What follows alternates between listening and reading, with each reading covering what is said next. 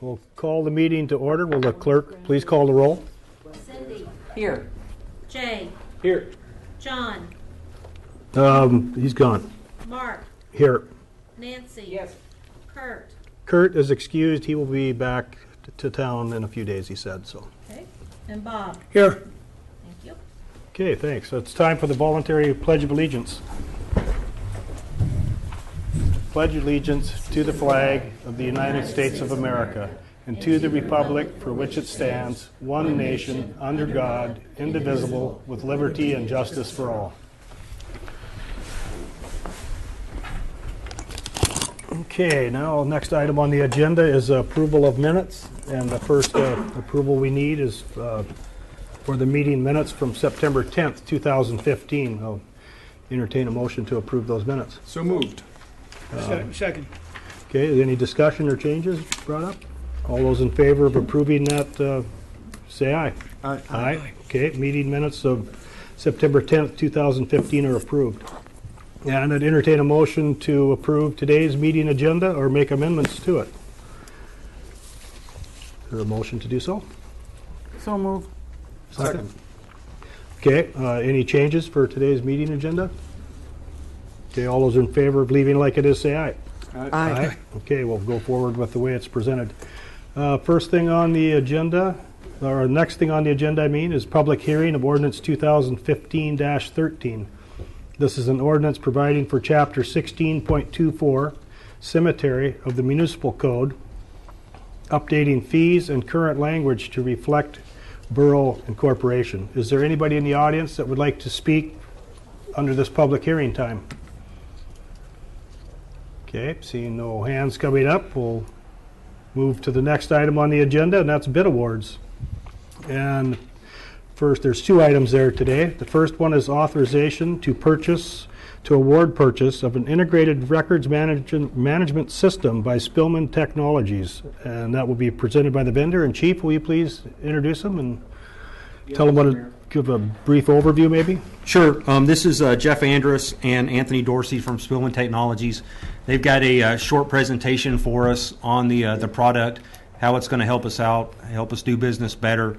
And then after that, if the assembly has any questions, we'll be happy to sort those out for you. Thank you very much.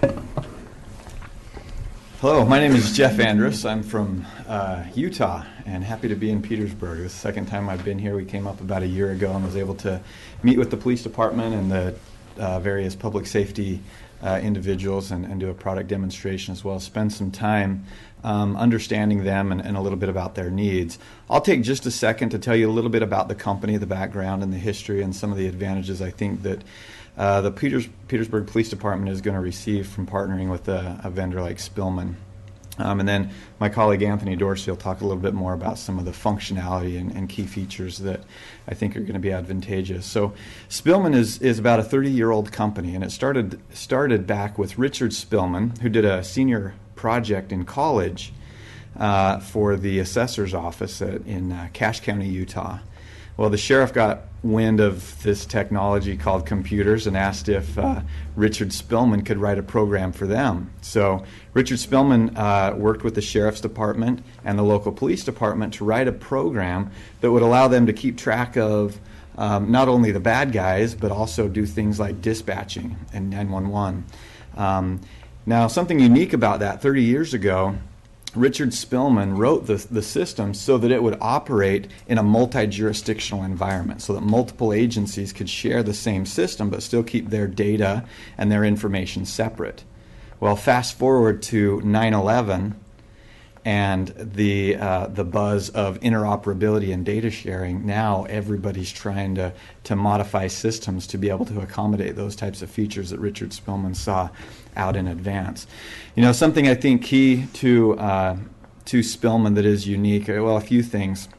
Number one is Spillman is still privately held by Richard Spillman. We've never merged or acquired other companies to try to fulfill product needs. All of the products we provide are developed by Spillman and engineered to work together. So that means that when a 911 call is taken, all of that information entered by the dispatcher and pulled over from the telephone the address and the caller ID information, is going to be populated for the officers out in the car.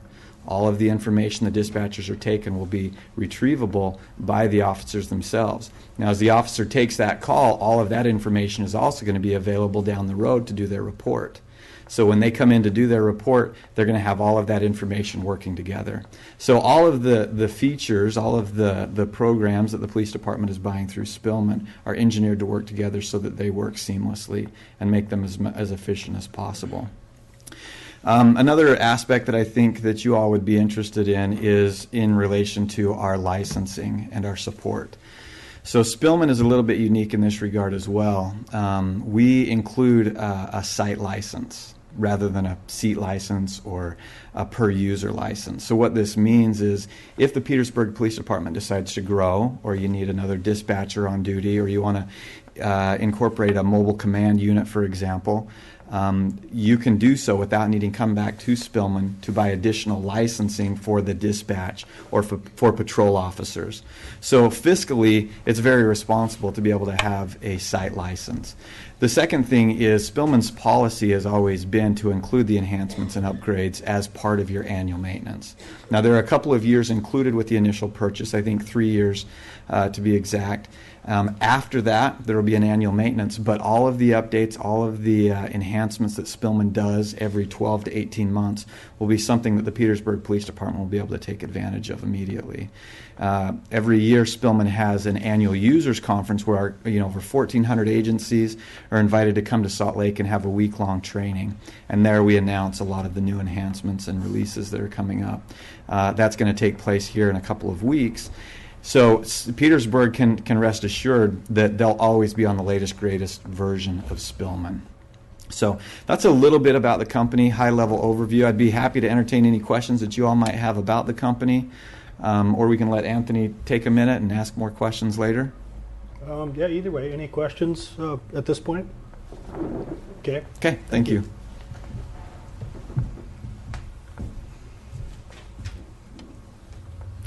All right, so as Jeff mentioned, my name is Anthony Dorsey, and I'm the sales rep for Spillman that covers the state of Alaska.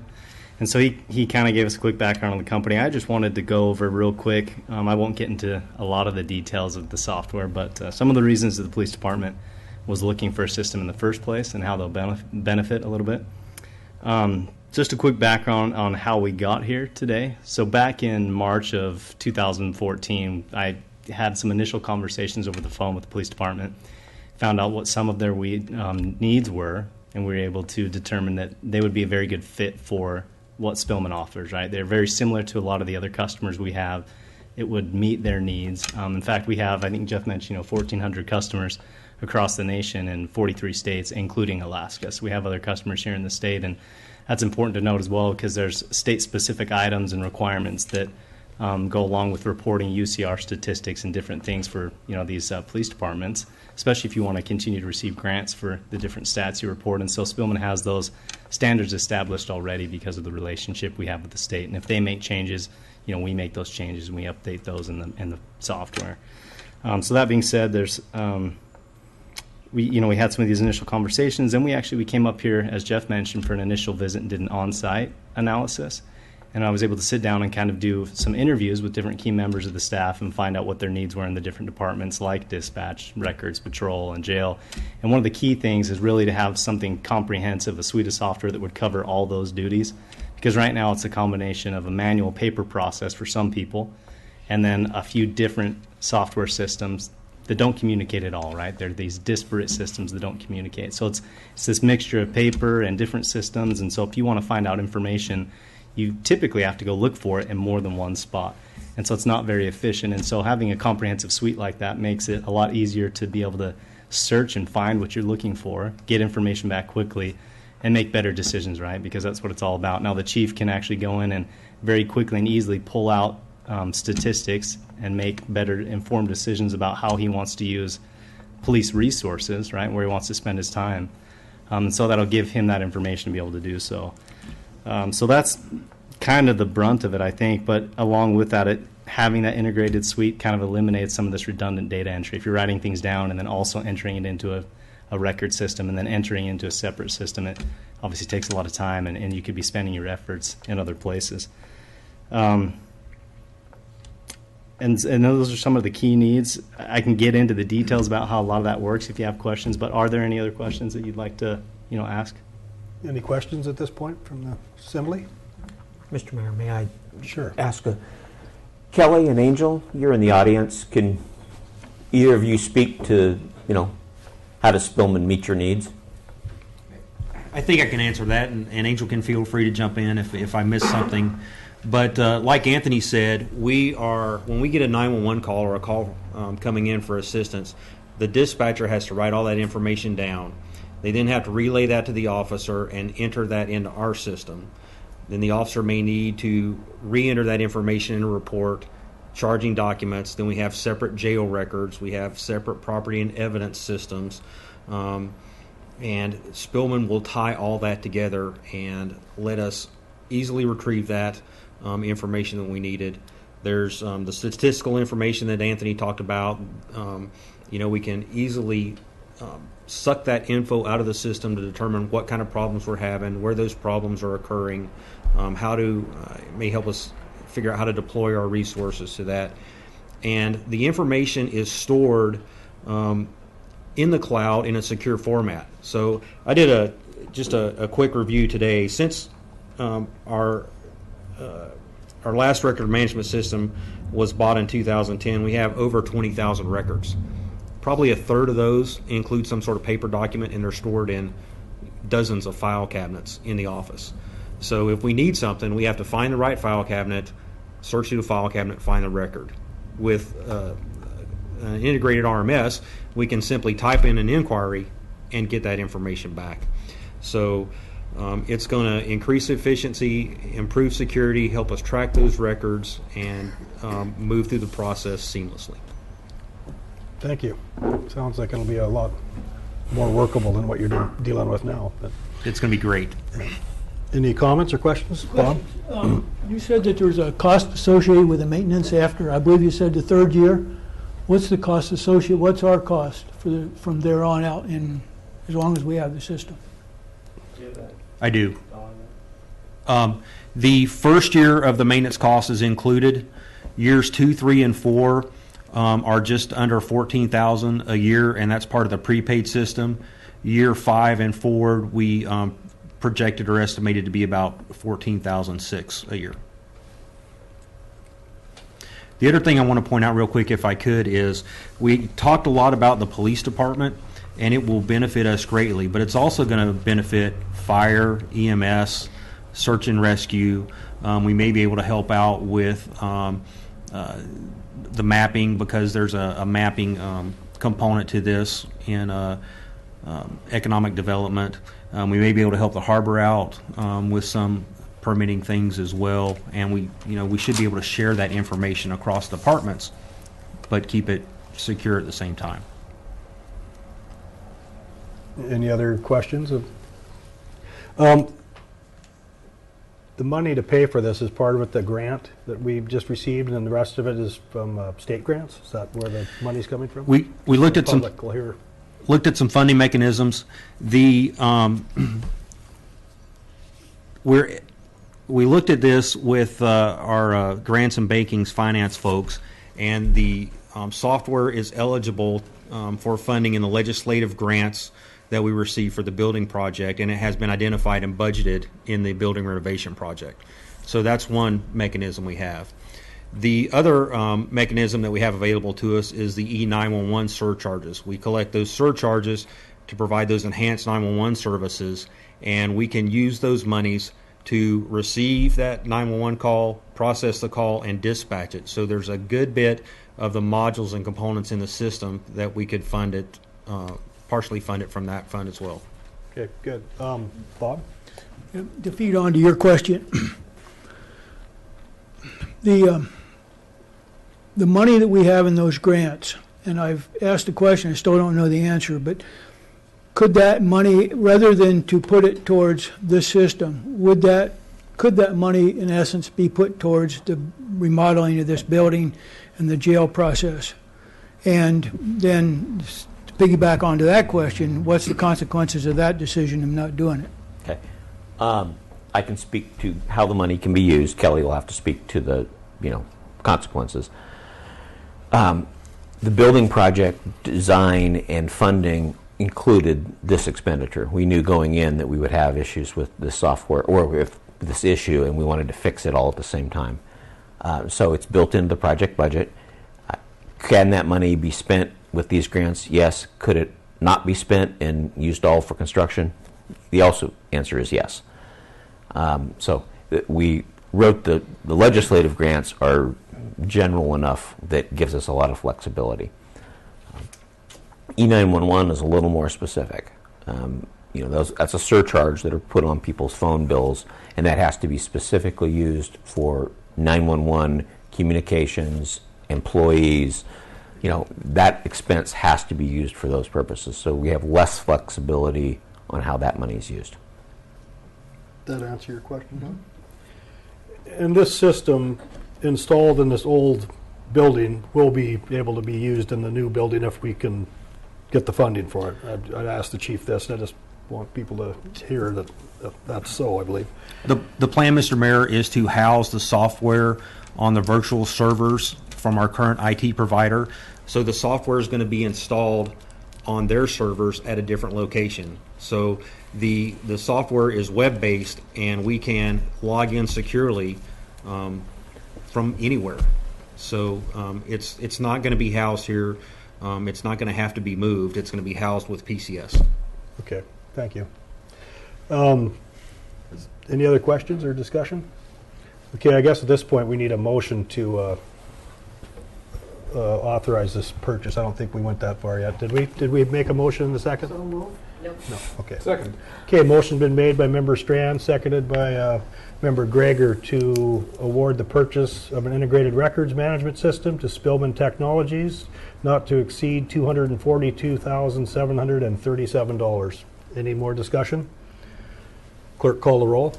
Mark, Yes. Nancy, Yes. Cindy, Yes. Bob, No. Jay. Yes. Okay, the motion carries 4-1, one against it, and that was Member Lynn.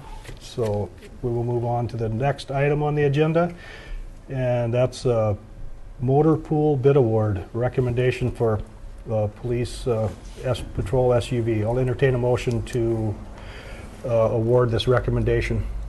So move. Is there a second? Second. Motion's been made by Member Strand, seconded by Member Lynn to award, it's recommended by Carl Hagerman to award the purchase of a 2016 Ford Explorer Police Package SUV to Cal Worthington Ford, purchase of accessories to Alaska Safety Incorporated, purchase of communications from Procom Alaska LLC, and shipping for a total cost not to exceed $45,909.38. So, discussion. Mr. Mayor? Yeah. Question for Carl. Maybe just for us and the folks at home. Simply put, why do we need it? This unit has been in service since 2009. Its original life cycle was a 4-year term. We've extended it a couple years, and we probably missed the boat a little bit there. Sometimes we time it right and replace before any major problems happen. This unit right now is missing on one cylinder. We think it's a $2,000 or $3,000 fix. Still runs and it's still usable, but it's not really reliable, and that's not where we want to be with our public safety vehicles. So this is definitely time to replace this unit, and actually having the mechanics evaluate the other units in the police fleet right now to see if we have to jump up any other replacement schedules. All of our units are approaching 100,000 miles, which is rare for us actually, and I don't want to be caught with another unit that is less reliable, like what we're seeing with this Charger right now that we're replacing. Excellent. Thank you. Okay, any other questions? If I may, Mr. Mayor. Sure. And I've stated this publicly before about my wish, and I believe the chief feels the same way, to move from the sedan Charger model to a little heavier duty SUV police vehicle for both our climate and our road conditions and ground clearance. That while it's not an everyday occurrence that we need that extra ground clearance and kind of rough and tumble approach to vehicles. It happens, and more we're asked to respond for either the troopers or the Forest Service when we're driving on roads that those Chargers can't handle. And so having the ability to have an SUV that's built on a truck chassis, it's a little more firmly built, I think will allow us to get better use out of them, and a little more reliability for the officers. So we're approaching it in that fashion, in the sense that as these Chargers get to the point they're retired, we want to replace those with SUVs, with these units that are, again, a little easier to keep on the road.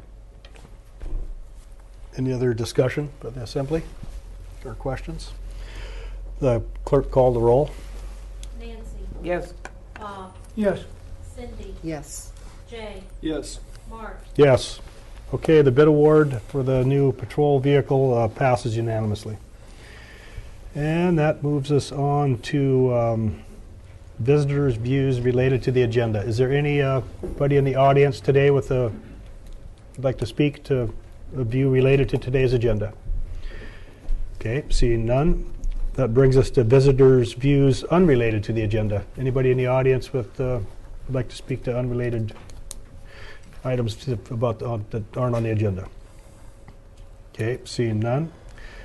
Board, commission, and committee reports. There is none. Consent agenda, no items under that this week or this meeting. And report of other officers. That brings us to the mayor's report. There's a few extra items added onto it, but we'll start off with the first one that's listed on the agenda, that elections, absentee voting began September 16th in the Borough Clerk's office. It will continue Monday through Friday, 8 a.m. to 5 p.m. until noon on Monday, October 5th. Election day is October 6th, 8 a.m. to 8 p.m. at Parks and Rec. First Responder Appreciation Day. Governor Walker has proclaimed September 27, 2015 as First Responder Appreciation Day in Alaska, and encourages all Alaskans to recognize the vital role first responders play in our state and express appreciation for the selfless service of the first responders in our local communities. Draft Comprehensive Plan and Waterfront Master Plan. The Borough is seeking comments on a new draft comprehensive plan and waterfront master plan. The plans can be reviewed or downloaded by going to the Borough's webpage at www.petersburgak.gov and clicking on the provided line. Comment deadline on the draft plan. The draft plans is September 30th, 2015, right around the corner. And we're seeking letters of interest. Petersburg Historical Preservation Committee has a vacancy for an architect or at-large member. Appointee will serve until December 13th, 2015. Letters of interest may be addressed to the Borough Clerk and emailed to dthompson@petersburgak.gov or mailed to Box 329, Petersburg, 99833, or you could drop them off at the office. Notes here. One thing I'd like to just give a little plug for the election, for the ballot that we have on it, is to opt out of the APOC ruling. And I think there's going to be a public meeting, or Joe, are you going to do an interview on that? Or? Doing a forum on it sometime next week. Okay. I hope people listen to that. I think it's important that we opt out of that. So vote yes is my opinion on that item, on the election. It might help get more people involved in these positions within the borough. Timing, I might not make the first meeting in October. I think starting in October, the meeting should also go back to Monday times. That, first meeting is at noon and the second meeting of the month is at 7. I'd like to have them both in the evening, but haven't been able to make that happen yet. And reminder, Saturday, October 3rd will be the second sales tax free day. So with that is the end of the mayor's report. I think you don't have anything else I should add, do you, Debbie, at this time? I do not. Okay. And that brings us to the manager's report. Thank you, Mr. Mayor. Sandy's working with... Wait a minute. One more thing, important thing. We need to... Sorry, my bad. Yeah, well, I should have read a little further. I need to, let's see, let me get in here. Go a little farther.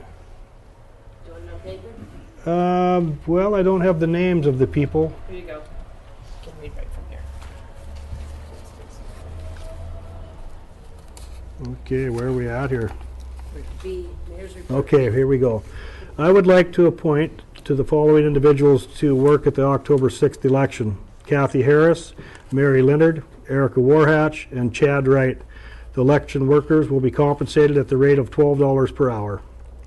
And also, we need to come up with a date and a time for a meeting to canvass the election. There's a time frame on it. We have 13 days. So if I'm doing the math right, Debbie, can we do that at our meeting on the 19th? Like at the start of the meeting? The election's the 6th. Add 13 days, that's the 19th. I think we have to do it by the 13th. Oh, That by the would count. 13th? That Oh, would- no yes. later than October 13th. I misread that then. Okay. So, what works for people? Cindy gets back that afternoon on the plane? I might be out fishing. I don't know. It depends on weather and other things. Kurt will be here. Bob, will you be in town? Yes. Jay? What day? 13th? No, I get back. I'm out the 18th or the 8th through the 14th. Okay. Can it be done on the 7th? Is there going to be enough people here? If Kurt, Cindy, you will be gone. Nancy, will you be here on the 7th? Let me check. As far as I know, I will be. And It'll be a I'm sure question if of it's- perhaps someone will have to come and pick me up. You can arrange. I got you. Okay. I think we have to Monday, have yes, 4 I'm present to have a available. quorum to hold a meeting. Present. Yeah. And if it is Monday. on the 7th, I believe it's going to need to be in the afternoon Oh. because I can accept ballots. Yeah, till Wednesday the on the 7th too. For anyone that has special That's the needs next or day. coming in the mail, that kind of thing. I thought we were going to do it on the 9th. We can. 8th, 9th, or When are you 12th leaving? would be my preference rather than the 7th, Jeff. but Columbus Day, make any, is there any red flags that brings up on the 12th? is Columbus Day a holiday? Unfortunately, so. Sorry. Yeah. My bad. Okay, let's shoot for the 9th, a couple days after the election. 9th would be great. I'll try to be here. If I'm not, Bob will be here, Cindy will be gone, Nancy will be here. Jay, when are you leaving? Noon jet 8th. How about the morning of the 8th? I can do that. Just throwing ideas out there. Takes about 15 minutes, am I correct? Oh, yeah, it's just Yeah. call a meeting to order and, Yeah. yeah. That's fine. So for You guys set the time. As long as I'm here, I can do it. 9. There you go, 9 a.m. on the 8th. Perfect. I'm in. So, And you let's can pick me do up. the math again. Nancy, Jay, Bob, and Kurt. So we should have a quorum if I'm not in town, and Cindy will be gone, we know that, and our new member who's not officially signed in yet. Okay, we have a date. 9 a.m. on the 8th, canvas election. That was easy. I think now it's your turn, Steve. any, do you need a No, vote on so the election workers? It's all, as long as there was no objection for the election. That's how we we're did it in the good. Not a past. problem, just want to make sure. Thank you. See, there is something the mayor can do without getting. Yes, you can. Sandy is working with community development to develop some useful maps for our hydrants, locations, and physical addresses for the fire department and EMS. Interestingly enough, this is a tougher issue than it sounds. It includes areas both inside the borough, inside Service Area 1 and outside Service Area 1, where folks are starting to need a physical address for, mortgage I mean, the list goes on. And in some cases, they've assigned their own addresses, and we're trying to be helpful to make them make sense with the other existing property that may not have an address. So Liz, Molly, our mapping technician, and the fire department are all working together to try to come up with a system for this so that in the event of an EMS call, somebody that's new to the community can actually find places. And since we do respond with the ambulances outside of Service Area 1. So sounds really simple. It's actually a little more complex than you would think, but we're working through it. Public Works staff conducted some limited excavation out here in our parking lot. They did a great job. It's hard to even see, but If you want to know why, it's related to the potential remodeling of this building and making sure we understand the soil content kind of as close to underneath the building as we can get without digging under the building. Everything turned out well, no issues at this point, and the engineer that was here, I haven't heard any bad reports from what they saw. So again, continuing through that process. Thanks to the water plant staff and boreal controls of Juneau, we got that influent valve fine-tuned. It's now working as it should. And we also, while we were here, we had them install the new water and wastewater SCADA backup computer. This is SCADA basically is supervisor controls that allows the staff to control pumps and levels in tanks and things like that without having to physically go out there and basically use the computer system to do that and make sure that our water quality stays where it is and wastewater as well goes where it's supposed to go. Lots of back and forth, but I think it's actually fixed now. But we had a water leak in the crane dock parking area. Basically, thanks to Alaska Rural Water Association as well as Public Works and GLOW staff and all sorts of folks to kind of figure out where the leak was coming from. I think we're in a position where we now have to replace some pipe, and that is basically rotted out. It's old ductile iron that is got a lot of holes, and the first few attempts at patching it just created leaks in other spots. So Carl's folks are working through that, and while those folks from ARWA were here, we were able to do some leak detection surveys and evaluations of the treatment plant and the backflow prevention support. So again, trying to make use when we get these folks to town, in all cases, take full advantage of them rather than having to deal with reduced budgets and less travel down the road. Looks like the asphalt should be going down soon on Haugen. Thank you. Carl? Thanks. Mr. Manager, talking to Seacon this morning, they are blending their aggregate this morning. They have to mix their complete their mix design for their asphalt. They're working on that this morning. They should have their hot mix plant fired up this afternoon, knock on wood, and we'll hopefully, if the weather cooperates, they'll start either patching our stuff or putting asphalt down on Haugen Drive. So we're almost there. Thank you, Carl. As Carl mentioned, that includes some of the patches that folks have been concerned about in and around the Sandy Beach area and some other spots where hopefully they get this done and we can then get this stuff patched. Just a reminder, property taxes are due September 30th in the finance office. And we're continuing to hear from Seacon that the project will shut down on the 30th. I'm not sure how that'll swing. Then they'll come back and return in March, April to finish up the rest of it, and that includes the remaining sidewalk replacement on Nordic, paving of Nordic Drive, including the bridge, and paving of the new Haugen Drive bike path, which will all be done in 2016. Thanks to Public Works, one of the opportunities of potentially remodeling and moving a building or moving staff is what do you do with old records? And we got rid of about 40 old boxes of records that we burned up at the baler, and as time allows, we're trying to go through some of the old stuff to figure out what we need to keep, what needs to be done away with, and at the same time trying to update our borough record retention guidelines. I mean, an example of something that is we can't figure out why, which is it's for personnel records, it's set at 50 years.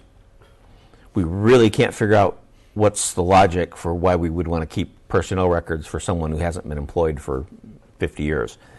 Nonetheless, that's what our current policy is. So there's a cost to that. It's cost in file cabinets, the cost of moving stuff around, to storing it, and as we talk about potentially having to move our operation temporarily if this building does get remodeled, that's a very large cost to have to take that into account. So we're trying to go through that process in an organized fashion.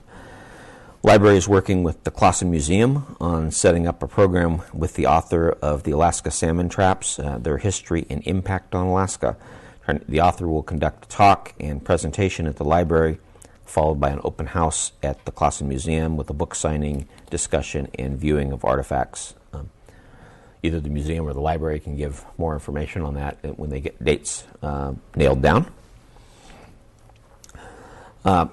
Basically the time of year for Glow and her staff and anybody else that helps her in that to get the regular harbor maintenance and planning for some of our major items, such as replacing the carriage bolts on the South Harbor grid and fixing a damaged hinge on the outer South Harbor finger float. I put this in here. This happens every year in a sense of the standard maintenance and some of the bigger items.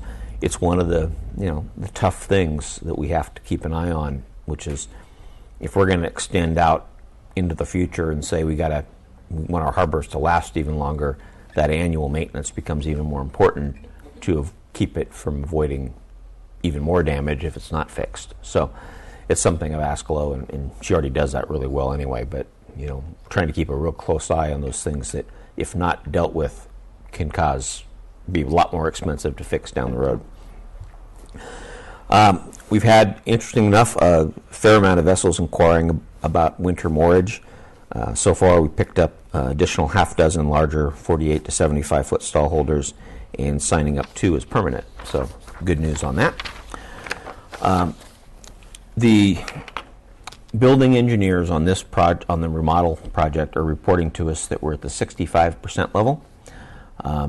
What does that mean to the general public? It means that until we get to 95%, it's kind of hard to know what costs are doing, going up, going down.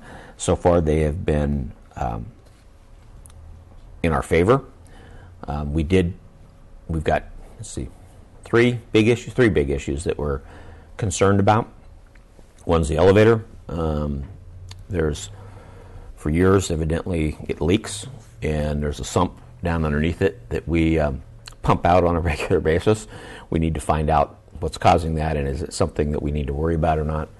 The controls in the elevator are, let's just say they're out of date. So we have an option to replace just the electronics in the project. We're hoping that's all we have to do. What we don't want to have to do is rebuild the whole shaft. And that's one of those things that the engineers are kind of weighing in. They've talked to Otis Elevator and trying to figure out, big unknown. That's the stuff that happens between now and getting to 95%. We start to tie that down. 2 other issues on that. The foundation under,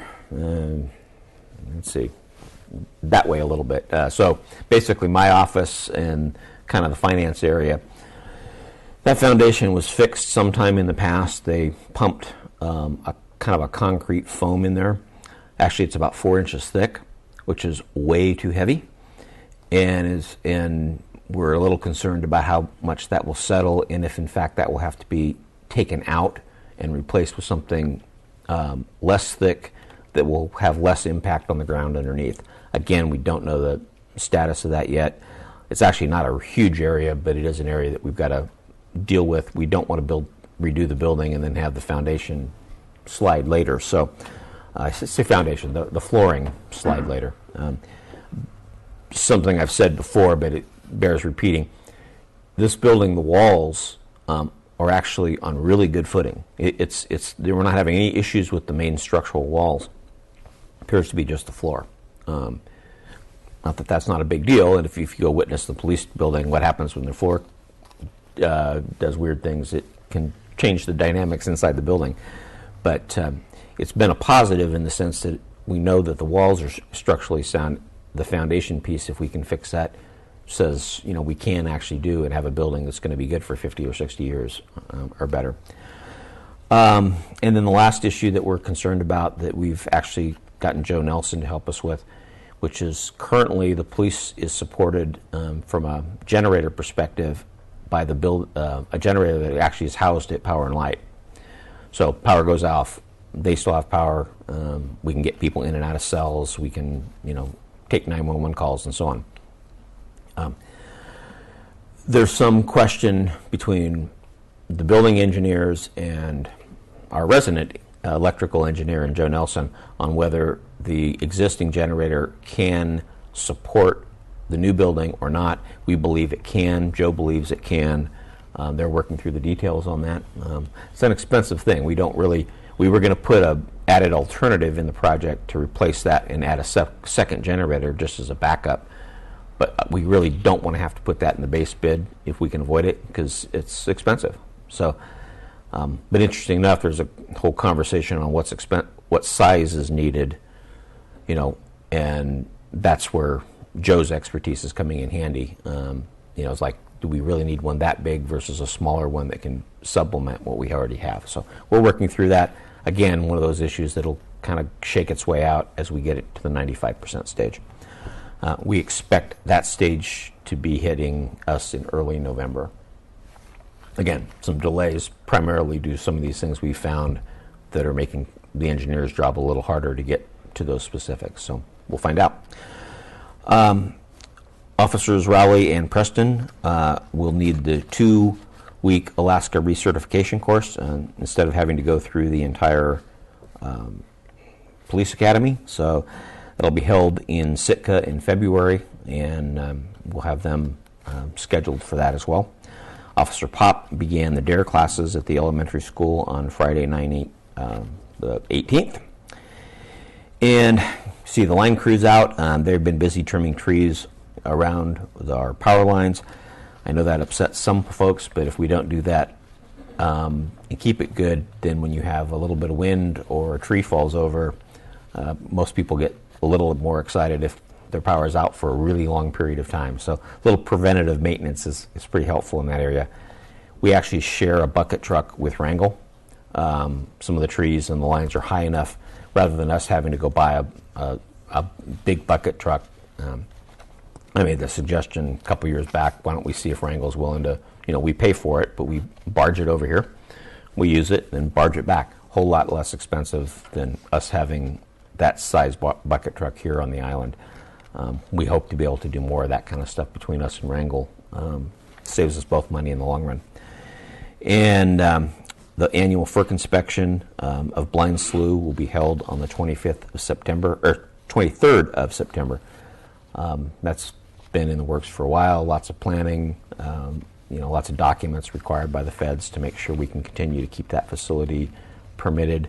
It's one of the reasons we can keep our power rates so low, is that we've got this fully paid for hydro project sitting out there that generates power. In a year like this, especially when it's chock full, we're running it as full as we can. So anyway, that's it, unless there's questions. Any questions of the manager? I've got Jay? No. I've got a couple. Yes, sir. Whose policy is it that we keep the personnel records for 50 years? Is that state or is that ours? Or? Well, it's a great question. Actually, it's the Assembly's, believe it or not. It is the state's. It is the state's policy, records retention. And there is some reason for it, Steve. When people retire, let's say they worked for us when they were 20 and they got to be a tier 1 PERS, and then they left, and years go by, we don't know anything about them, but PERS wants to make sure that they really worked for us, and PERS verifies working history when anyone retires. And it has happened to me in my job since I've been here where I can't find the records they're wanting me to find, and it's very frustrating for them and frustrating for the person trying to find the records for them. To add to that is, some examples. IRS only requires us to keep 7 years of records. Of some records. Right. But not personnel files. Well, and it's a ongoing thing. When you get to personnel records, and that's big my thing. If you look at the Alaska statutes that said this, it's all recommended. It's by the state's archived group. Yes. And what happens, and it's typical, and there's not a big problem with it. It's easier to grab the whole personnel file and stick it in a folder or stick it in a file cabinet than to figure out what does PERS really need. In other words, what subset of the documents in that file do we need to meet their requirements? And let's save that, and let's not save these personnel files that can be, like this. And because as Debbie and Mindy know, it's a tremendous amount of money. We're buying file cabinet upon file cabinet to try to save this stuff. and can we go through that in an organized fashion and figure out, and that's my big thing with it, which is let's find out what we're supposed to keep in a organized fashion so that the borough's not having to spend a fortune on repopulating the world's file cabinets. As we've seen, I mean, this building, you start to do the design, and we're making offices smaller because we're having to account for having all of these file cabinets. So it actually affects the workflow for folks and everything else. So, we're going to have to go through this, and we may or may not get it done prior to the move, but it is something that's now on our big list. So, yeah. But I was just curious who's required it. And one other thing, maybe this is a question for Glow, when's our Middle Harbor float going to be complete? Yeah, I ask that about once a week. It right now it is being reassembled down in Washington. There was a hang up at the treatment when they had to redo the big beams and stuff and get those sent off to treatment. They don't just do them. They don't dip one at a time as they come in. They wait for a batch to show up and do it all through one process. So Jimmy says it's getting reassembled. It's going to take a couple weeks to get it shipped up here. They're out in Cake now. But drop dead date is October 30th, which I continuously remind everybody, and nobody's asked for an extension yet. So hopefully we'll be back up and running by the end of October. Perfect. I was just curious. I Yeah. noticed it when I drove out of the harbor this morning. Any other questions of the manager?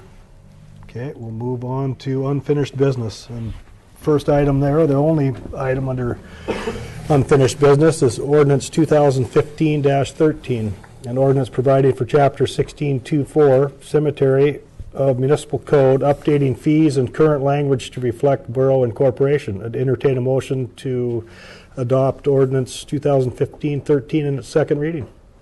So moved. Is there a second? She did.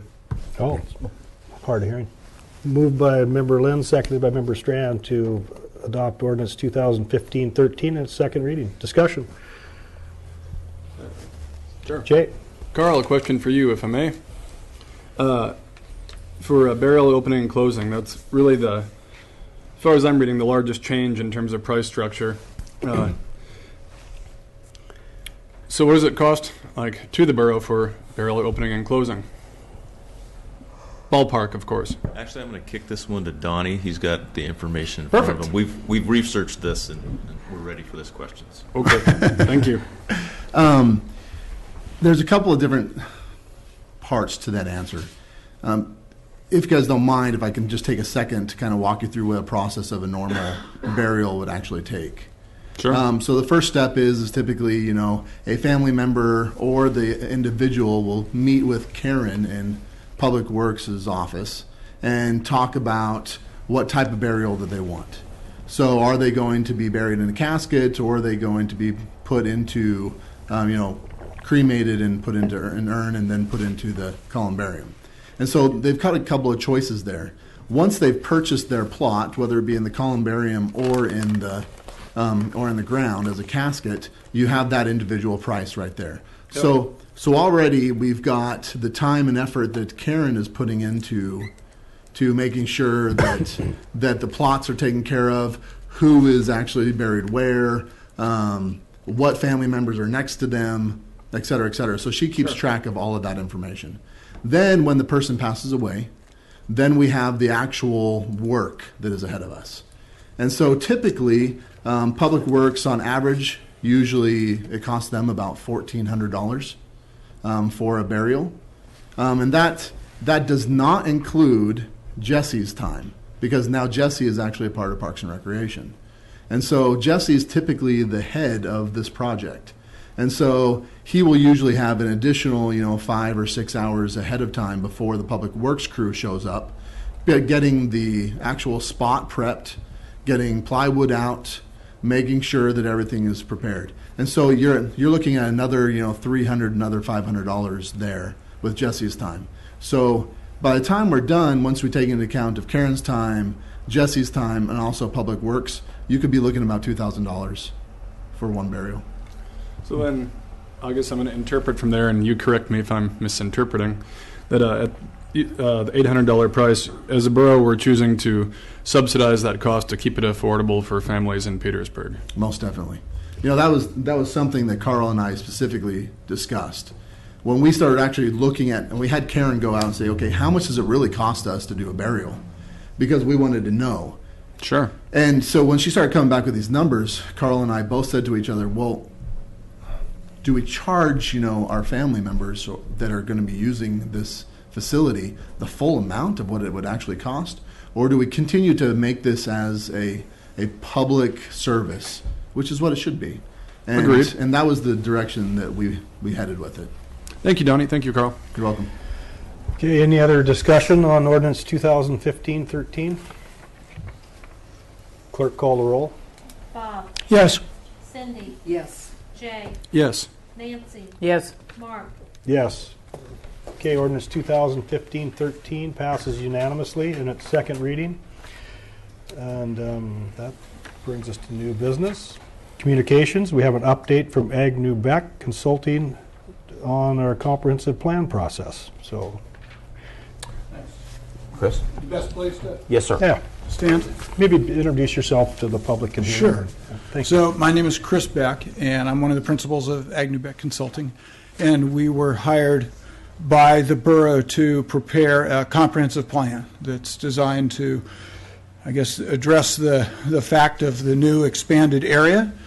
And I think, secondly, to respond to maybe the new fiscal realities confronting the state. I think those are kind of the themes that have come out of the process to date, that it's hard to miss this $3.5 billion deficit number that keeps coming up in front of us. So we've been doing a whole lot of listening. And out of that, did a first draft of the plan, which we released back in the summer, and suggested at that point that there would be a review that would happen during the summer, and people came back and said, that's a dumb idea. People are busy in the summertime, give us some more time. So we said that's a good idea and extended the review period through the end of this month. And so we've now been getting comments from a variety of folks, and we showed up on Tuesday afternoon and have been doing more listening. And what I was thinking I might do today would be to describe maybe just briefly the main themes that have been coming up in the concerns and the questions people have asked. And I don't know how much you folks have had a chance to look at the plan. Then the second thing I'd like to do is just take any questions or comments you folks may have about what you ultimately will be asked to approve. So where we are is fielding those comments, going to come back and make some revisions in response to those. And I wish I could say that every person we talk to, we can make the change they request, but sometimes person A asks for this, and then person B tells us to do the opposite. So part of our process is to work with the staff. We have an advisory group in the community that's helping us wend our way through these comments, but come up with something that's balanced and reflects the community. So the main subjects that have got people's attention, I think, are in I'll make it three categories. One is the whole issue of land use and extending land use authority outside of Service Area 1. A second one is the waterfront plan, a key piece of the project, because it is a comprehensive plan and a waterfront plan. And then the third, I think, is maybe a broader request for just better communication, particularly between the decision makers at the borough and the people outside of Service Area 1 who are just kind of adapting to this new world and wondering about what happens with the money that they're now paying in taxes and how those decisions get made, and those kinds of questions. On the land use piece, no big surprise, it is Alaska after all, when somebody shows up and talks about the possibility of rules that would affect what I can do with my property, eyebrows go up a little bit. And I think what we've come back and explained, and I think has generally been met with a reasonably accepting view, is what the plan is requesting with regards land use. Three big things outside of Service Area 1. Number one is that the rules for subdivisions that are currently only within Service Area 1 be extended borough-wide. And the logic for that, I think, is pretty compelling, which is right now there are no rules whatsoever for what kind of subdivision you can put in. It comes down to decisions individual landowners make on what they think the market will bear or they want to do. And we've got some fairly compelling anecdotes about the downsides of that approach. The two I've been hearing about in the last couple days. One is that there's a landowner in town whose parcel is at the top of a small hill, and it turns out that the road between his home and the public road is a private road, and he didn't have any right to use that. The person at the bottom of the hill just as soon have him not use that road anymore. Another example is the road that goes up to Three Lakes down near Papkeys. It crosses the Mental Health Trust land. It turns out there's no easement or right-of-way on that. And so somebody trying to run a power line up to the mill there is kind of, groping in the dark. Like, where should that go? Who do I talk to? Is there an easement? Those kinds of questions. And I think even longer term is just subdivisions that can go in if the Mental Health Trust, for example, decides to do a subdivision that puts in very small lots that aren't necessarily suited for on-site water and sewer, or on-site water and septic, and that's uphill from your home. You might end up with impacts on your well, your backyard. So we've been saying, and I think it's fair to say that maybe one of the main recommendations of this plan is to extend that platting authority, that subdivision authority. There may be some different standards outside of Service Area 1 than in the rest of the borough, and maybe even more so, going across Frederick Sound to the mainland, but some standards. So that's one thing. People have generally been saying, yeah, that seems reasonable.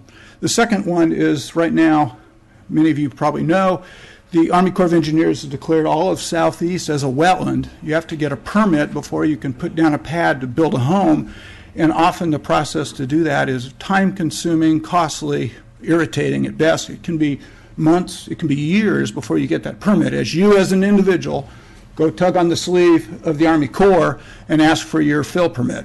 So the suggestion in the plan is to have the borough play a role in that process, be kind of a wholesale advocate of permits, and maybe go the next step and take over that authority at some point and be able to make available mitigation land where some project that is worthy might not otherwise be able to happen. So that's a recommendation. The third one is the one that gets people wondering, and that's the proposal in the plan that there is a generalized land use map that identifies in broad terms the intended land uses on both public and private land outside of Service Area 1. And the plan goes on to say that that could at some point be the reference point for creating a zoning ordinance, which would still have to come before you folks independently of the adoption of the plan. And that ordinance would do two very simple things. It would essentially bless almost all the existing uses that are out there and say, if you've got a residence, you've got a business on your residence, this is rural Alaska, that's fine. But it does say if you have a proposal for a larger scale use that could actually really impact your neighbors, be it a 50-room lodge or an auto wrecking facility or a mill, something of a larger scale that would require going before the Planning and Zoning Commission and getting a conditional use permit, which would give the neighbors notice of that project and would give the P&Z and eventually you, if it was appealed, the chance to put some conditions on that operation. Maybe to say, you got to close down the mill at 10 in the evening. You can't start until 7 in the morning, or whatever those conditions might be that wouldn't stop the use, but would make it a better neighbor in residential neighborhoods in particular. So there in the burst of words, what the land use stuff is, and people ask us about that. And I think there's still people who are going to probably come before you and say, it's wrong, premature, this is the camel's nose under the tent. And eventually people are going to be telling us what color to paint our doors. And I appreciate that. It's Alaska. People live here. I live here because I don't want somebody telling me what color my door should be. But at the same time, we quietly hear people saying, it would be nice, I just put in this nice house if the person next to me didn't do things that reduced the value of my property or made my life unpleasant. So I'll pause there before I talk about waterfront issues. Any questions, thoughts? Are you folks going to be comfortable approving a plan that makes those recommendations, because that will be probably the next time I might be talking to you. One of the things I'm hearing out there is that, you've got 3,000 people sitting here, and you've got 100 people sitting out there. And you've got a steamroller in here rolling over all those people.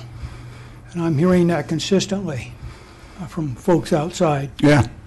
I think that if anything to do with any planning and zoning outside of Service Area 1 should be a vote of those people, not of the people in this town, but any kind of conditions you put out there should be a vote of those people, not the people in town. And that should be a recommendation in your plan, in my view. Any other comments or questions? Cindy? I guess along those lines, in order for that to happen, would they need to form their own service area? And I think that would be the case. That would be another way to approach it, yes. Or if you wanted to add on to what you say, you could separate the rest of the island from the other part, make several service areas. And that was one of the proposals back when it was wrestled. Okay. Yeah, I think Member Lynn touches on an important distinction, talking about outside of Service Area 1. And I don't have a solution to this offhand, just kind of bouncing this off of you, is you've got Midcoff Island service area, or outside of Service Area 1, then either mainland and or Coopernoff, etc. And I think there's some very distinct land use differences in each one of those, whether it's someone in Keene Channel, Duncan Canal, as opposed to Point Agassiz, etc. There's some really unique differences to each of those compared to, let's say, Papke's Landing. And that's one of the things right now I don't see the plan really addressing at all. Yeah, It's agreed. void of any of that. There is a difference. Yeah.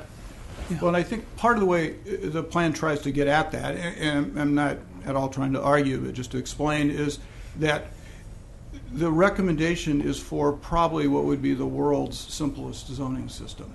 It basically says, home-based businesses, that's fine. Existing residences, that's fine.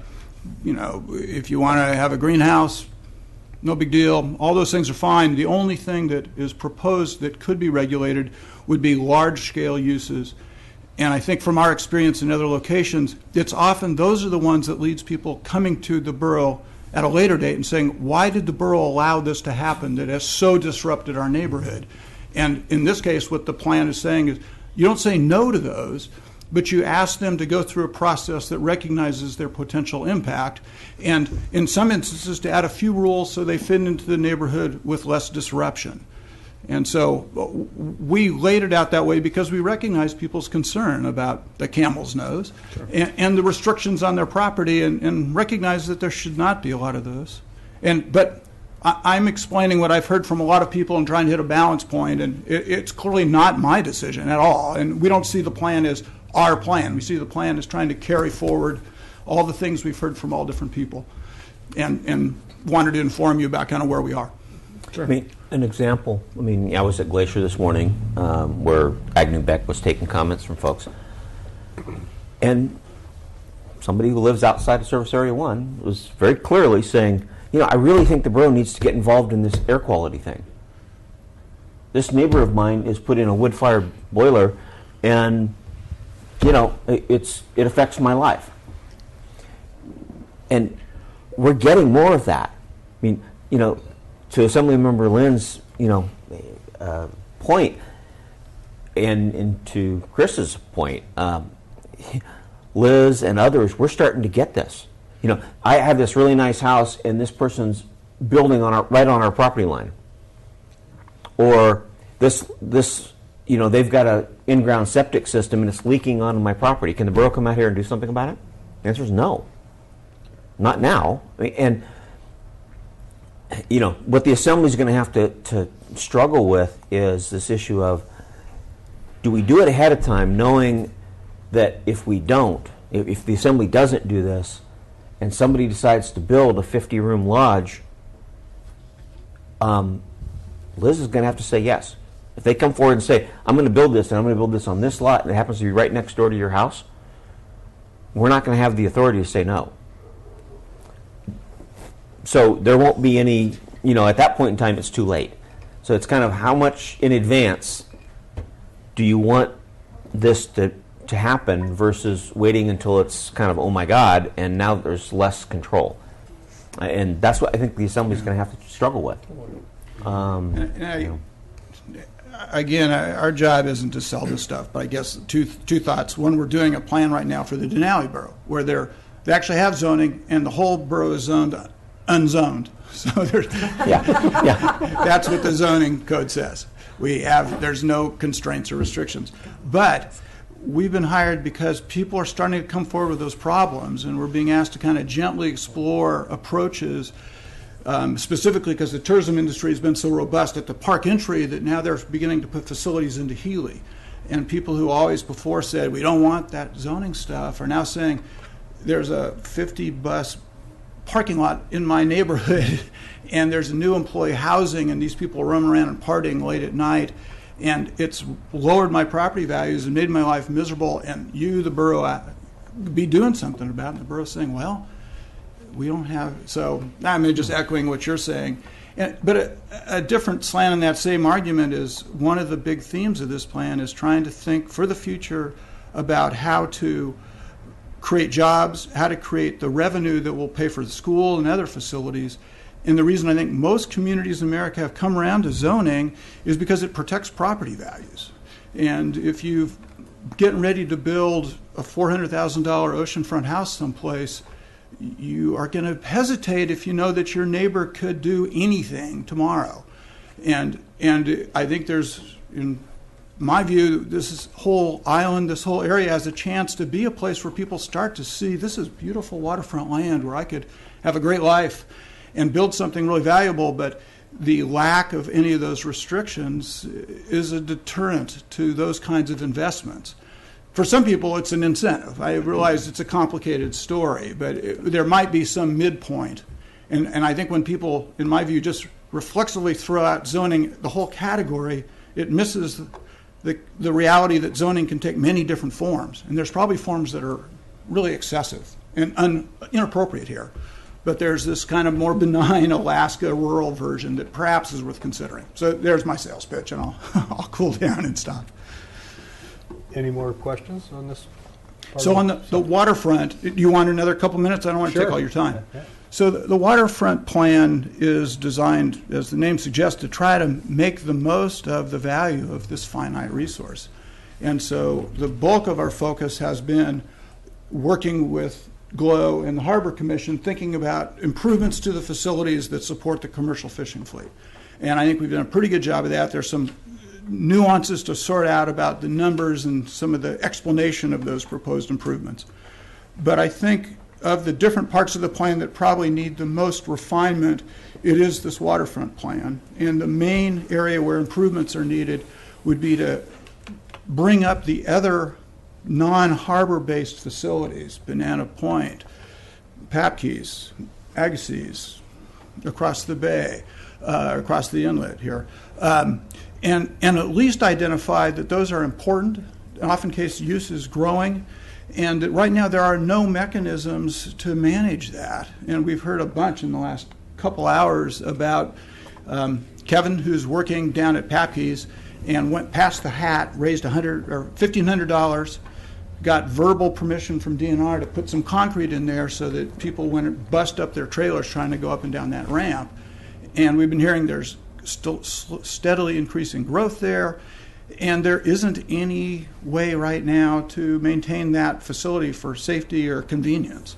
And Kevin's view, and I talked to him at 6:30 this morning, was that it makes sense to just start finding a way to raise some money so that that becomes something that doesn't have to be his job in his spare time.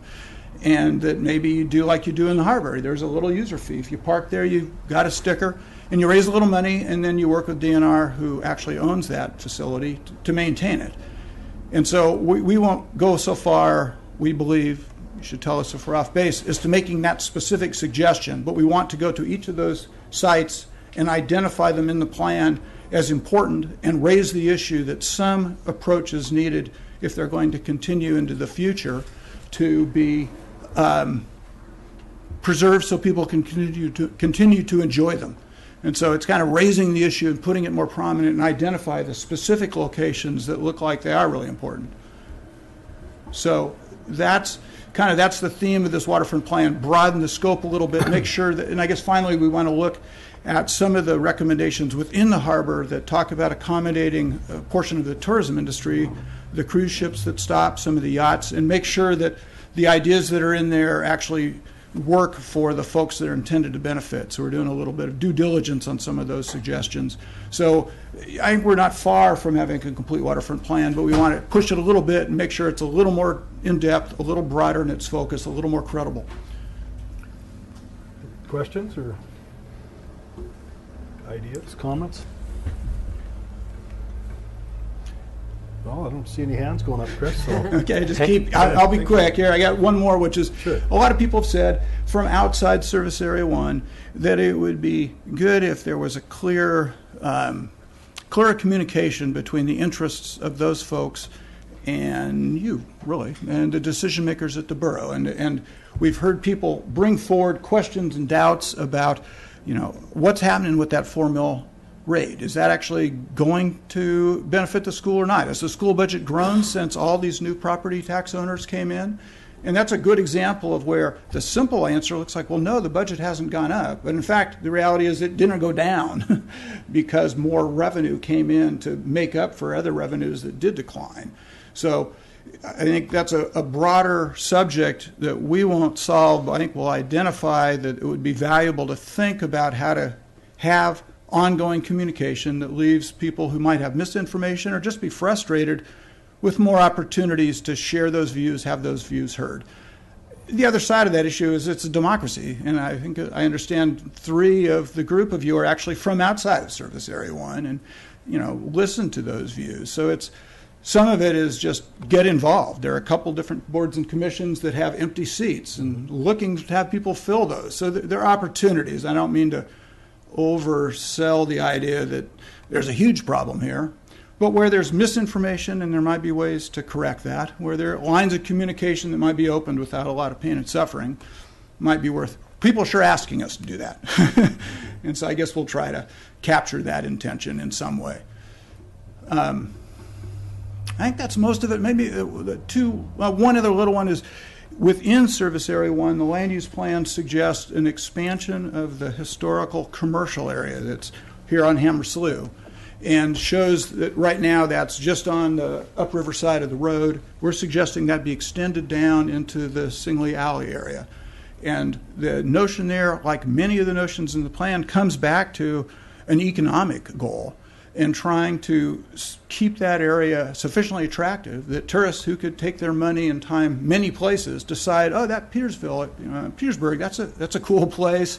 There's those neat little shops, and it hasn't been dramatically disrupted by somebody deciding to build a 40 by 30 tin, storage space, which right now they could do, and suggesting that extends down clear to the water, and that's the generalized land use plan map recommendation. That isn't the zoning piece that would actually implement that. So it's the direction would be set by the comprehensive plan. At a later date, there would need to be, if you wanted to go that direction, an actual zoning code that would explain more specifically what it means. And what we're suggesting is that it accommodate diverse uses, commercial uses, residential uses, but they be housed in buildings that are sort of the scale and the form of the historical buildings in that area.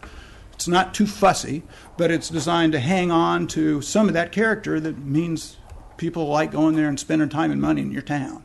So I think that those are kind of the highlights. I don't know if you've looked at other sections and had other questions, and we'd be happy to answer those now or subsequently. Any questions, I'm working Cindy? on my comments. Okay. I'm doing written comments.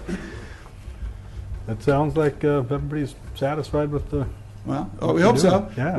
Often people are satisfied right up until the last meeting, and so if seen that. we'd rather hear sooner than later if there are those questions, because it just makes life easier for all of us. So if you hear people bringing things up, maybe if you don't go to us, talk to Liz, talk to Steve, talk to Below, and let us know, and we're more likely to hit the bullseye. And I can speak to this. I mean, don't want to chastise him. The deal is, we spent a significant amount of money for this project. That they're doing a great job.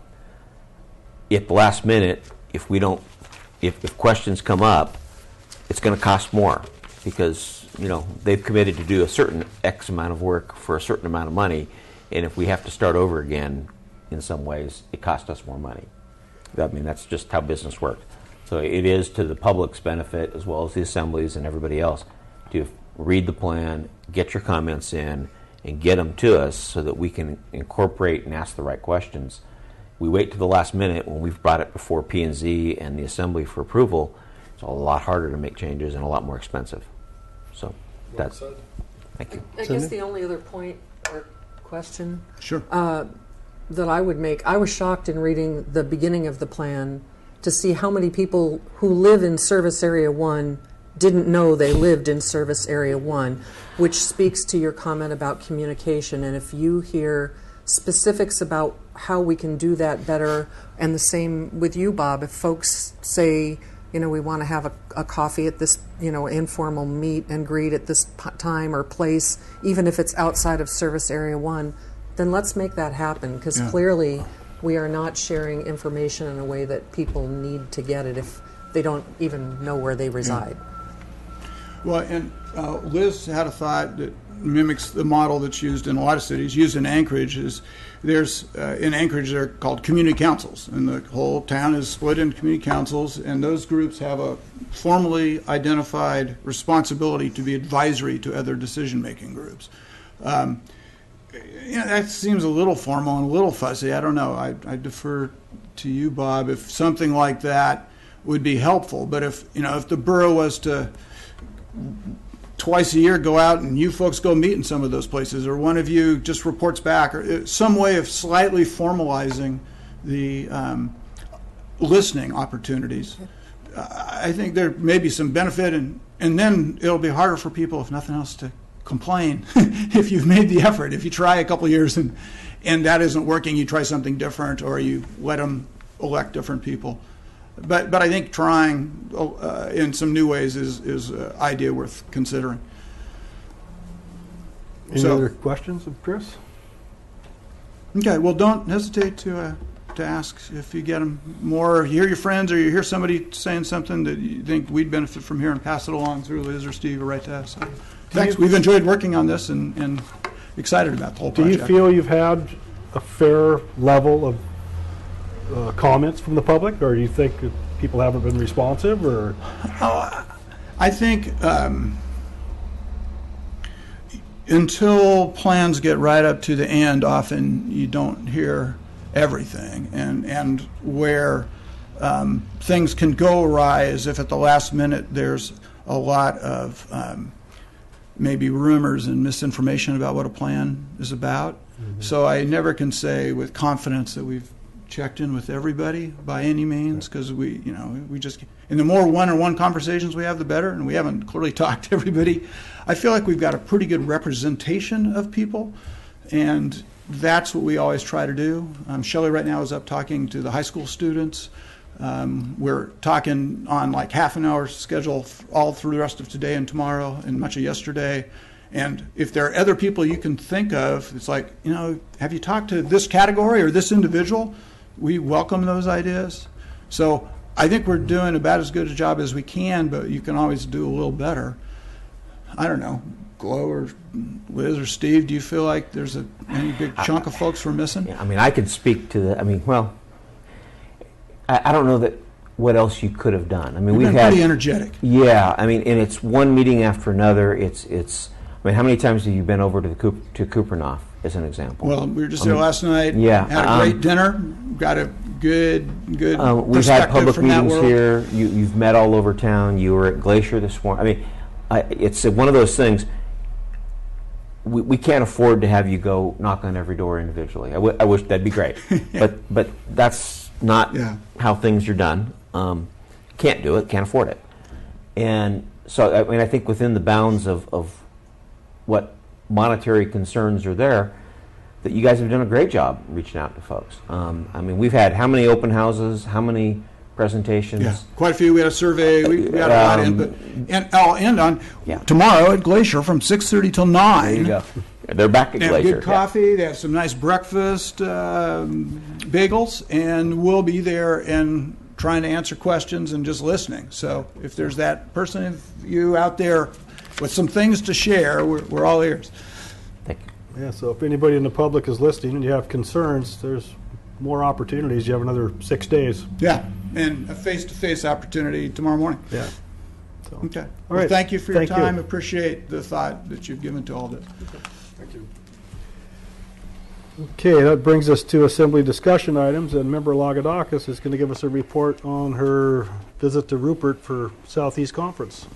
Well, and there's a lot to talk about, and I'm really going to go over this briefly. If folks have questions, I'll give them a couple places they can go for more information, and folks are more than welcome to stop me on the street and ask questions about Southeast Conference. Liz Cabrera also was there, and I'm sure picked up on some different things than I did. When we got to Prince Rupert, it was the first time that I'd been there in the daytime. The only other time I'd been there was on the ferry in the middle of the night. It's from the water side so tremendously different than what you see in Southeast Alaska for the most part. The population is just over 12,000. It's interesting to see the diversity in their economy. They are shipping grain, coal, timber, and we saw log rafts of timber going on like 500-foot ships.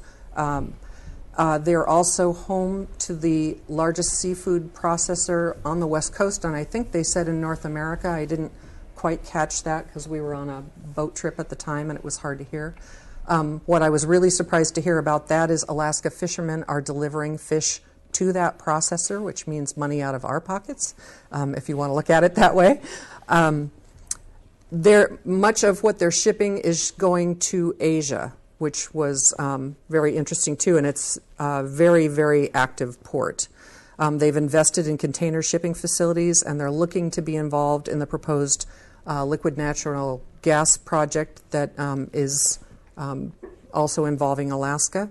And they're also very interested in being a business partner with Alaska, although there was a lot of background questions about how we would do that international business opportunities.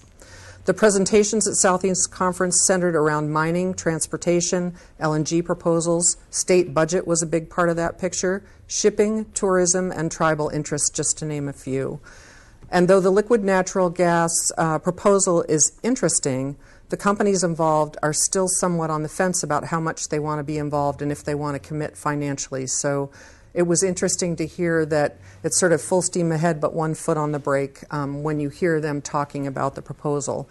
Another thing that was really a little bit of an shake your head moment was I picked up a paper one morning in the hotel that we were sitting in. Petronas is the company, or at least one of the companies, that's supposed to be supplying the gas. They were on the front page of the paper as having failed safety audits in 2013 and were facing a number of fines, had shut down some operations internationally. So there's still a lot of things to be resolved there. Could be an opportunity, but obviously there's some cards that still need to be dealt. We heard from the Deputy Commissioner of Alaska Marine Highway System, who painted a pretty bleak picture about the finances and the state of the ferry system. I think everybody's pretty well aware of what those issues are, and we challenged him a little bit in that he talked about the rising cost of the ferry system, and we said, there's also rising costs to maintaining and building roads, so you need to talk apples to apples. It's not just that the ferry system is operating in a vacuum and is the only thing that's increasing in costs.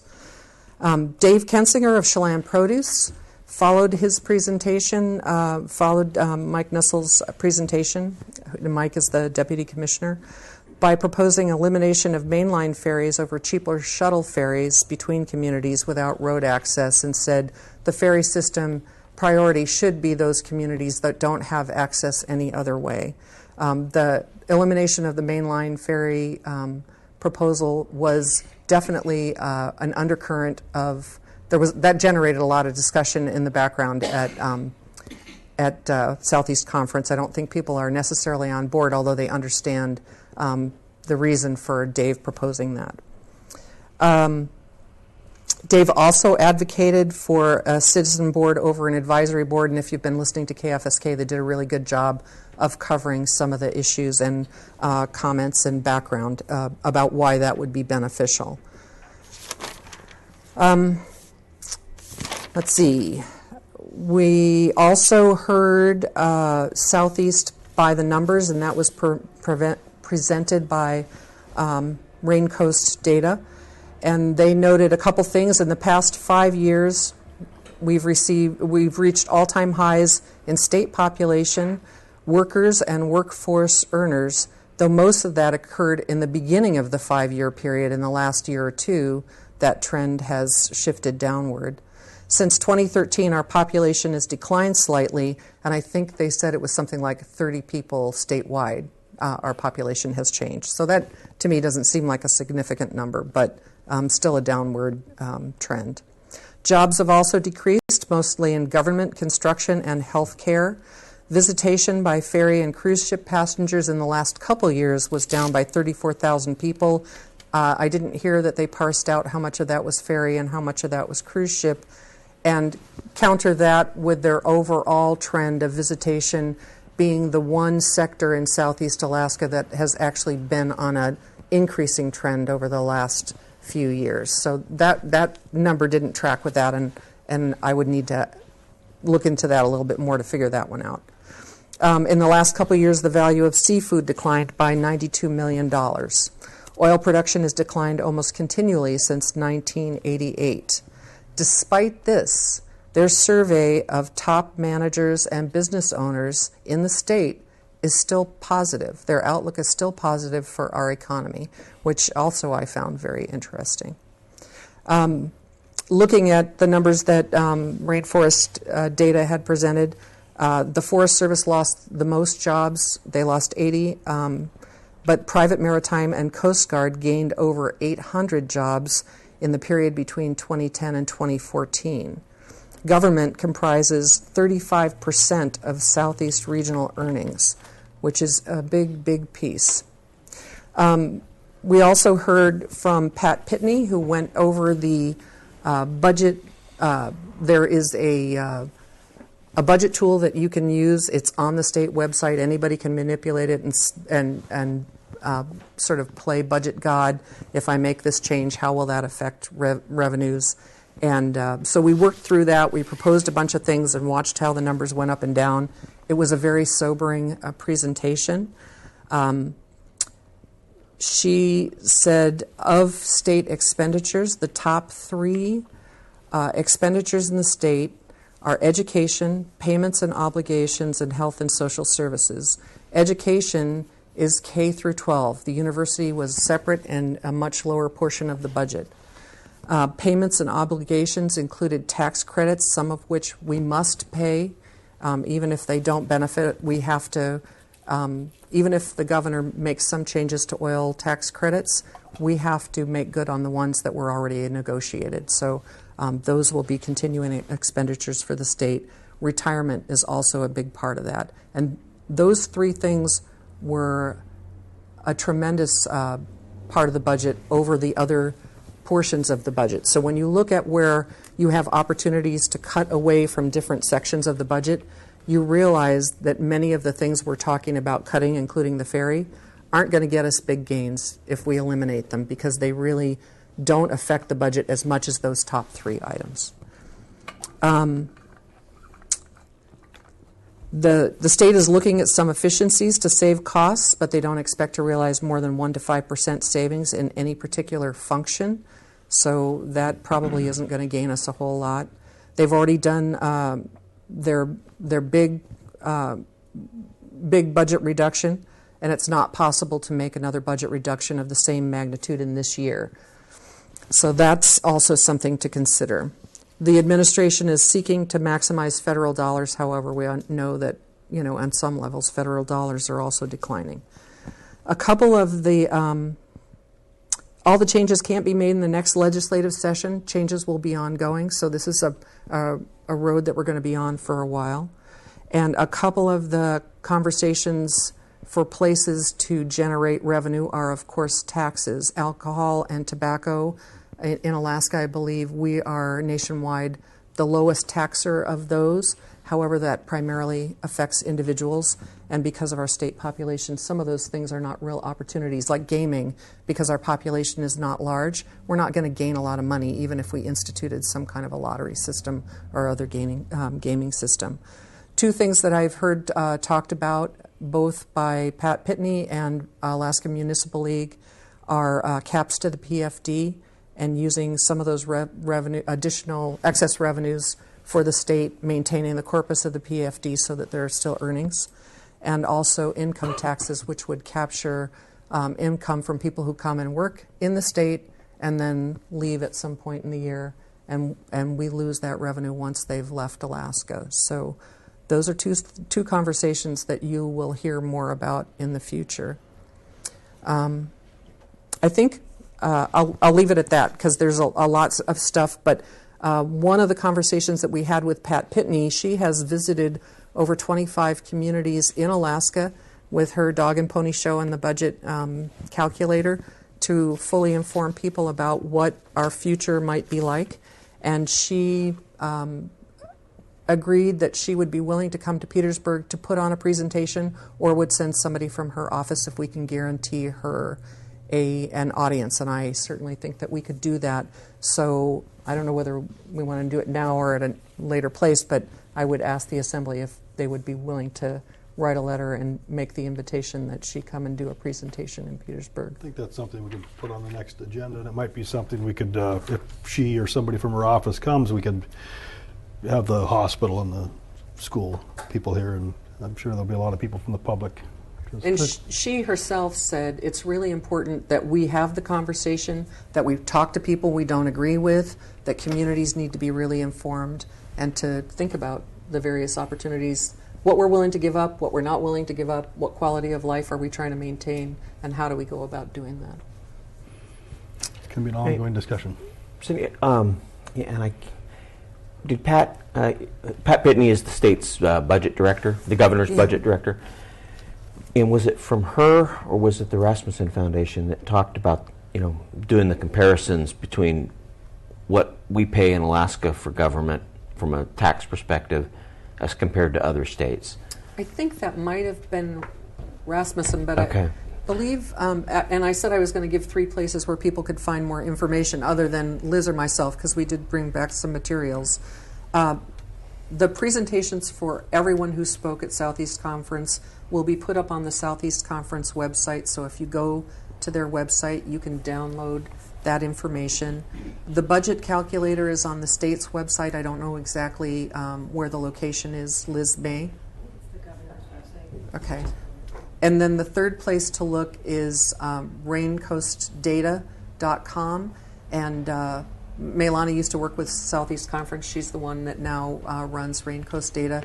She generates Southeast by the numbers, and that is on their website. And it's a really interesting slice of where we've been and where we're going, and how the different segments of our economy, how big they are, how they factor into things. Because that's one of the, I think, what we hear, is that, we need to get rid of all these state jobs, and it's based on her presentation. It's like you can get rid of every state employee, and we're still nowhere near close to balancing the budget. And I think the one number, and like I said, I think maybe it is Rasmussen that when their study was that we pay $500 a person in taxes to fund our state government. The next closest state to us is paying $1,000.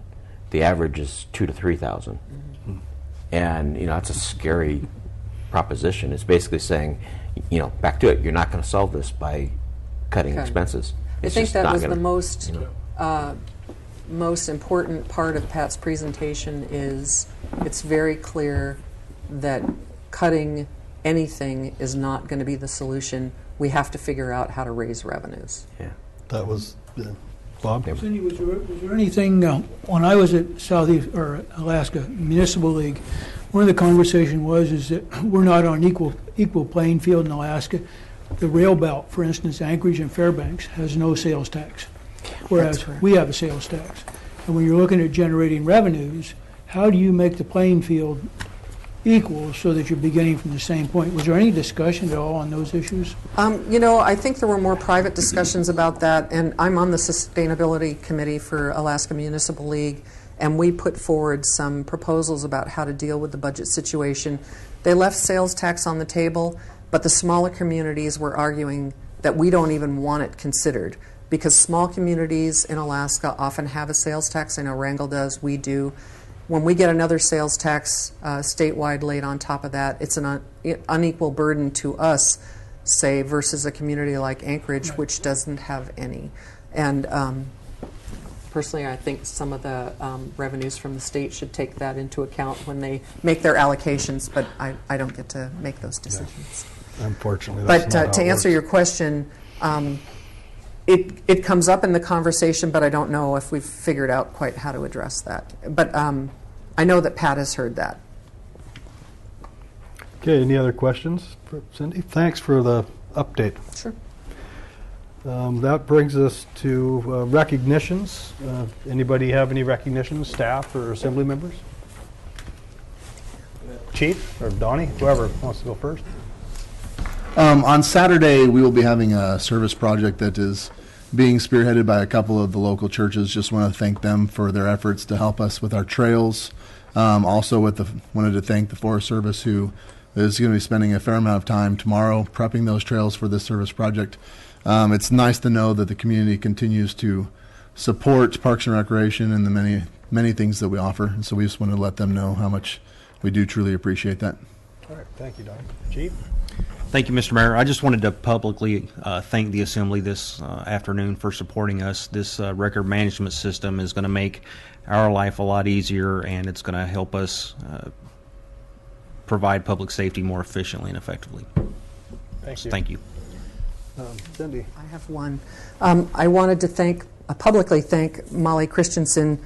When we headed to Southeast Conference, we had a 2-hour delay on our flight, flew 14 minutes, and then were canceled in Wrangell and had to spend the night. And Molly was traveling with her 2 sons to go to a doctor visit down in Seattle, and obviously that didn't happen. She was not being paid. She wasn't working, but the staff at the Wrangell Airport is new and wasn't quite sure how to deal with a plane load of people who were supposed to be making connections in Seattle. She stepped behind the counter and in short order got everybody situated with hotel vouchers and meal vouchers, and did that as unpaid, realized that her help was needed, and just stepped up to the plate. So I wanted to make sure that she got publicly thanked for that. It was really nice. All right, great. Nice when people step up and help. Any other recognitions? I'll entertain a motion to adjourn then. So moved. All those in favor? All right. The meeting is over at 1:37.